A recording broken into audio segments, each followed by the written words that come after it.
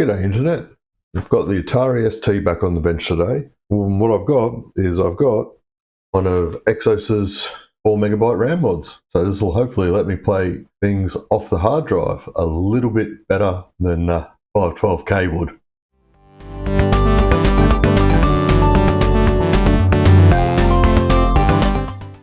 Alright, let's get it open.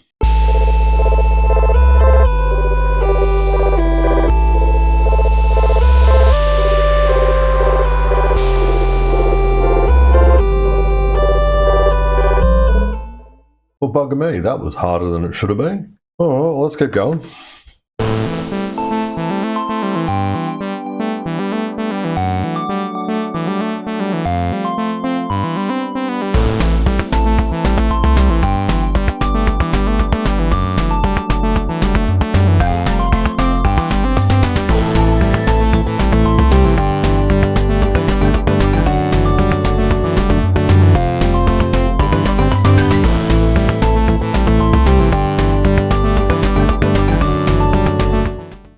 Let's get to the shifter.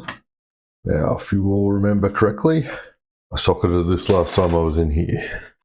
Let's just stop there for a second, because it occurs to me that I've not really explained the reasons for this upgrade. Firstly, the 512 kilobytes of RAM, which the Atari ST comes with, isn't enough to run software off a hard drive. You really need at least 1 megabyte, preferably 2 at a minimum. I'm using a hard drive emulator, so obviously we need to run drivers for the hard drive. The Atari ST board itself can be expanded to 1 megabyte because they obviously sold a variant called the 1040 ST, which came with 1 megabyte.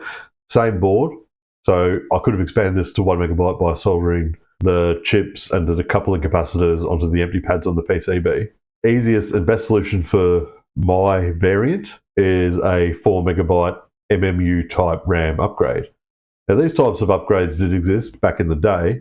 This one's a modern one made by Exos. It works by connecting the new RAM directly to the MMU and getting a few signals from the shifter via the flex cable and an interposer board. If that's the case though, why not 128 meg? Why only 4 megabytes, you ask? Well, a couple of reasons. One is the MMU only has enough pins to support up to 4 megabytes. And 4 megabytes really is quite a lot in 1988 when this was released, or this board in particular was released. I think the Atari ST was released back in 86, maybe 85 even. And point number 2 is TOS 1.04, which we're running, doesn't support any more RAM than that. You need to jump up to TOS 2.06, which is a whole another kettle of fish. All right, now that you're a little bit more informed on why we're doing it, let's keep going. There we go, that's out. All right, now, first things first, that goes in.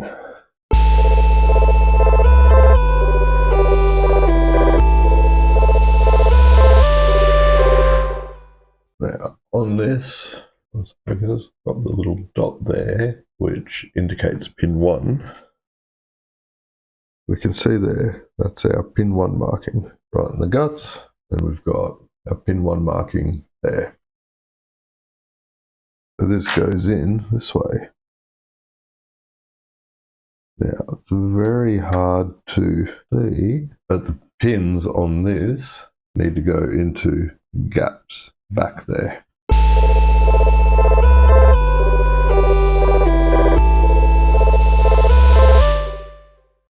Okay, let's flatten this out a bit.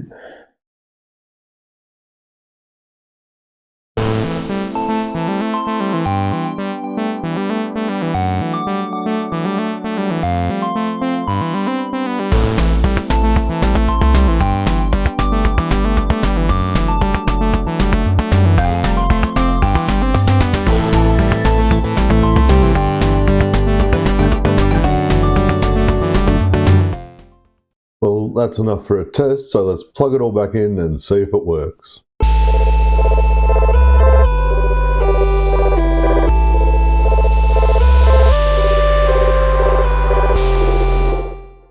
Well, we're plugged in. Let's turn it on in 3, 2, 1, go. Oh, That's not right. Okay, I stopped recording because it wasn't working. So a bit of reading on the Exos's website. Not actually on his the instructions for this. You have to disable the RAM. So what I've done is I've lifted the free resistors that were there, tied them to 5 volts coming off the back of that cap, and covered it all with heat shrink so nothing shorts. Plugged it all back in. Let's see if it works. 3, 2, 1, go. Okay, got some action. Going to change to medium res. So we'll see what it reports back. Is my German sysinfo. And then we'll do a RAM test and let that run for a while. Memory. Okay, cool. Well, it says we've got 4 meg. So that's fantastic. That's everything working so far. And YART, which is yet another Atari RAM test. And we don't have a TT, so let's run. Now I guess we'll let this run for a while. 2 hours later. Okay, well I've had that running for the past 2 hours and we have 17 passes and 0 errors, so I'm going to say that that's working fine. Okay, well let's turn it off, put it back in the case. Okay, well I've got it all back together now and I've been running Gembench to put it through a page, make sure it's stable. Let's have a look how it compares. Alright, so our reference is a TOS2, so that's got to be an STE. So I've got a normal old ST, and I get about 70% of its performance. But hey, that's not too bad. I copied a few games across. So, well, I do love Ultima. Let's see how long Ultima 6 takes to load, if it does. Hey, Ultima 6.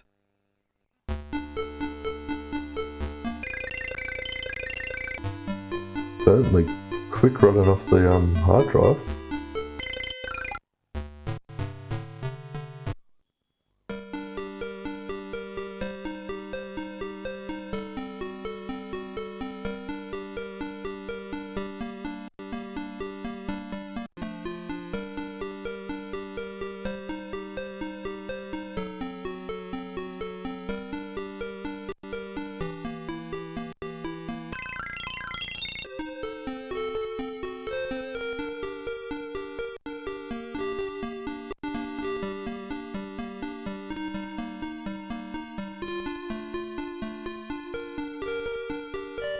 Feels that's about as slow as I remember it from the DOS version.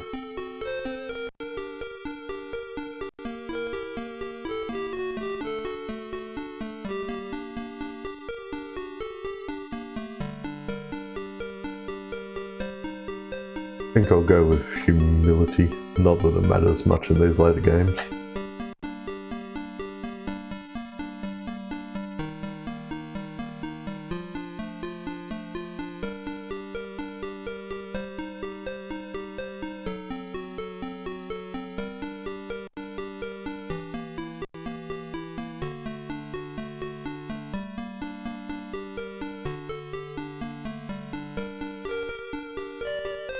Alright, so my next one will be between compassion and humility.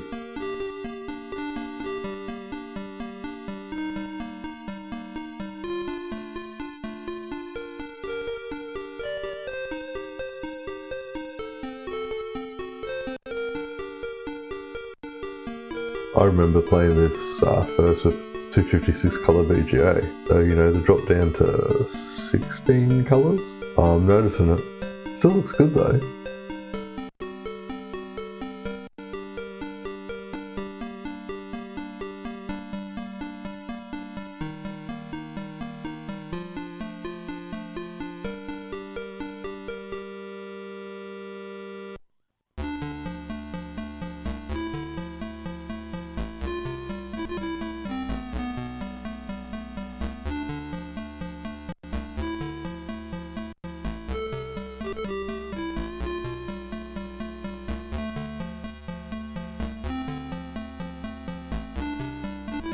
Those gargoyles there are moving a bit slower than I remember.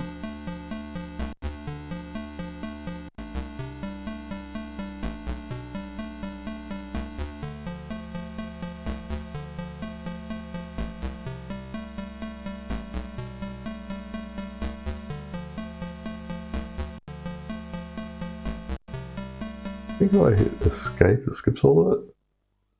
There we go. We're finally into the game. Now, can't remember the controls at all. I do remember we fight the gargoyles here first. So in combat mode, attack.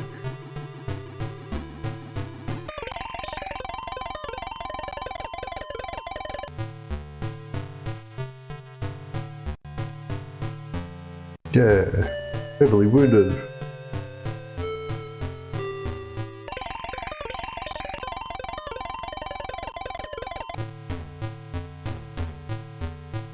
Yeah, got him.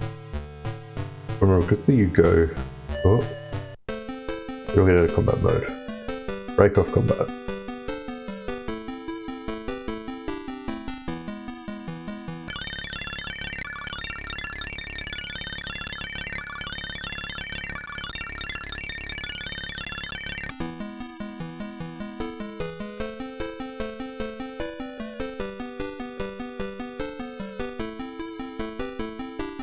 Well, let's have a chat with Lord British. Oh, copy protection. Let's see how good my memory is. So, fending off rotworms is fire. Giant squid crush their enemies in their beaks.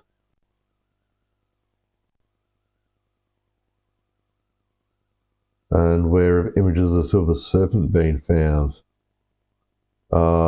Let's try Lord British's mum. I really don't remember that one. I'll have to look this up. Pretty impressive that I knew the answer to the first two, just off the top of my head. Amazing how much that sort of stuff sinks in from when you're a kid. But, you know, thank Google for the third one.